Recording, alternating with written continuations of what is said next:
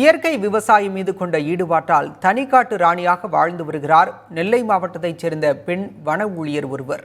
தென்காசி மாவட்டம் வாசுதேவநல்லூர் அருகே உள்ள நாராயணபுரம் கிராமத்தைச் சேர்ந்த மரியதங்கம் 30 ஆண்டுகளாக வனத்துறையில் பணியாற்றினார்.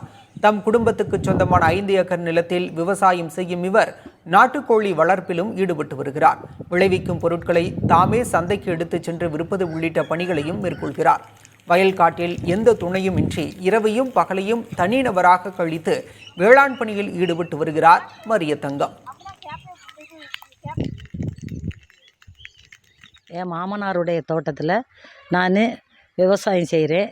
அதாவது பெரும்பாலும் நான் இயற்கை விவசாயம் தான் செஞ்சு வரேன். சொசைட்டியில் ஒண்டி பக்கத்தில் ஆத்தோழின்னு ஒரு ஊர் இருக்குது. அந்த ஊரில் ஒண்டி சொசைட்டியில் 2 நேரம் கறந்து ஊற்றிட்டு வந்துடுவேன். கொஞ்சம் மல்லிகைப்பூ தோட்டம் போட்டிருக்கேன்.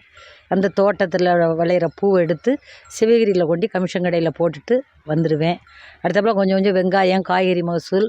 இது என்னுடைய மாமனாருடைய பூமியை தரிசாக போடக்கூடாதுன்னு சொல்லி விவசாயத்தை கொஞ்சம் கொஞ்சமாக இயற்கை விவசாயம் செஞ்சு பார்த்துக்கிட்டு வரேன். அப்பப்போ எனக்கு லேபர்கள் வேலைக்கு வருவாங்க, வந்துட்டு போயிடுவாங்க. போன பிறகு நான் இந்த தோட்டத்தில் உள்ள வீட்டில் இங்கேயே நான் நைட்டு பகலும் நான் தனியாகவே இருந்துக்கிடுவேன்.